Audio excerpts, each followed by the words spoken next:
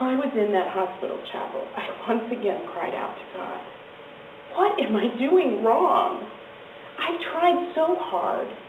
I've done everything I know to do. And I heard God saying, I can do all this for you, Bonnie. Just surrender. But God, this is way too huge. You see, I've made this huge mess of my life. I failed at so many things.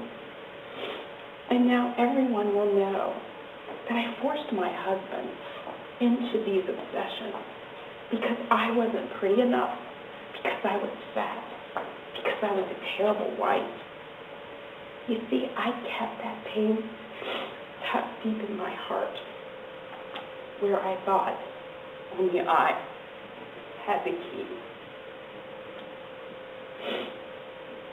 I remember standing in the shower a few months later, where no one could hear me cry, and no one could hear me scream, and no one could hear my hurt and my brokenness, my failures.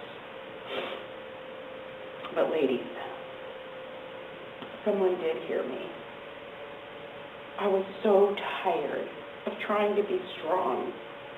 And honestly, I was tired of trying to do it my way.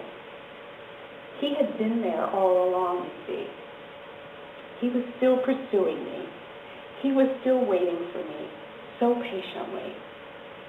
He spoke to me that day like I had never heard before. Because I finally surrendered control. It was so loud I thought my ears would burst. He said, give it to me. Stop trying to hide this. You can't do this on your own. Only I can help you. You see, only I can heal your broken heart. Surrender, Bonnie. Let it go. Let me do it, and I can give you peace. Surrendering our life in Christ means going to Him and saying, I'm yours. My heart first belongs to you. A huge message that I learned is that nothing can be hidden from Him. Nothing. He is all-knowing and all-loving. Go to God with empty hands. No hidden agendas. No crossed fingers. Nothing behind your back. Go to Him with a willingness to do whatever He says. If you surrender your will, then He will equip you with everything good in doing His will. It says in Hebrews 13:21. Just perfect words that surrendering our whole life to Him can completely change your body and your soul.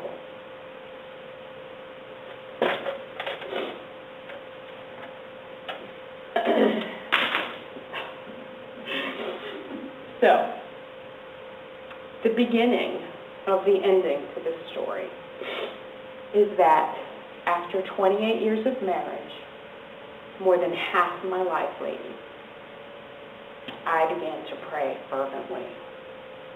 Having daily conversations with God, I asked Him to be my guide. I asked Him to show me total freedom. I asked Him to show me a way out of this marriage. And I asked Him to give me a new way of how I felt about myself, and realizing that I am a beautiful and unique individual, created only by Him. There's no one else like me, and no one else like you, or you, or you. I was able to finally open up my heart to my small group about the pain that I was been going through. And they in turn prayed for me after they chastised me a little.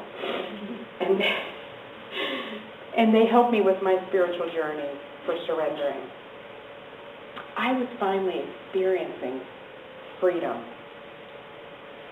Now, in less than 9 months, I was packed, had a new apartment to move into, and ladies, the exact amount of the rent I needed arrived in the mail in the form of a check. And yes, I do believe in divine intervention. I look back now and I see how much he loved me, how much he waited so patiently for me to ask. Seek and you shall find. Knock and the door will be opened to total freedom and surrender.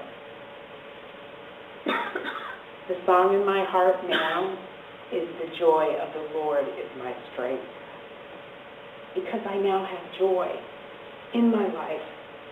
Nothing is hidden from my Lord and Savior.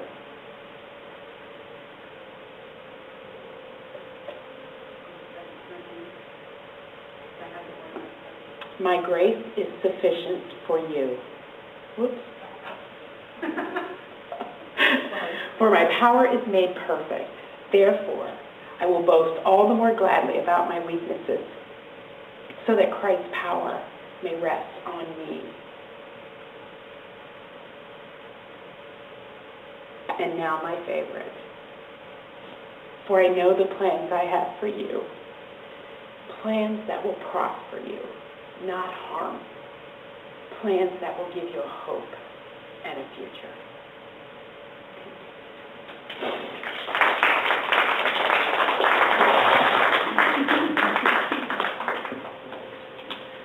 Thanks, Bonnie. Thank you.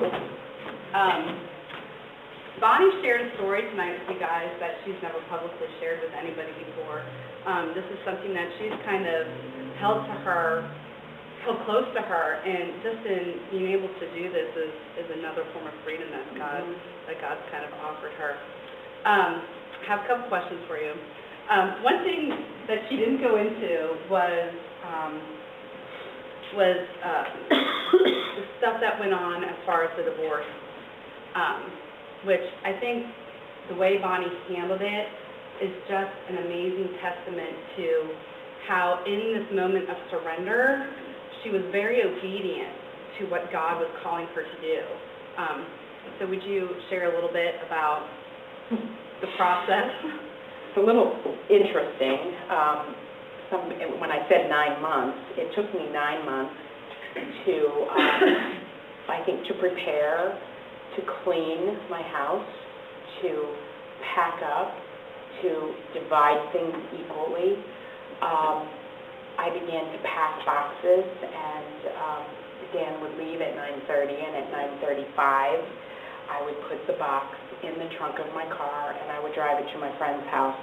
Her whole garage was full of boxes. For 9 months, she opened her heart to me. She's in my small group.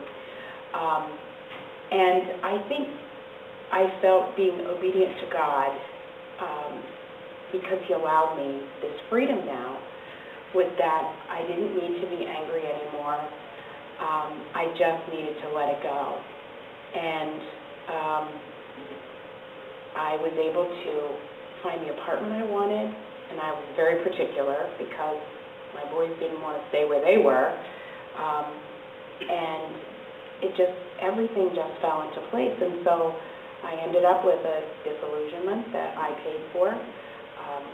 All the bills were paid. The house was ready and divided. I did take most of the pictures.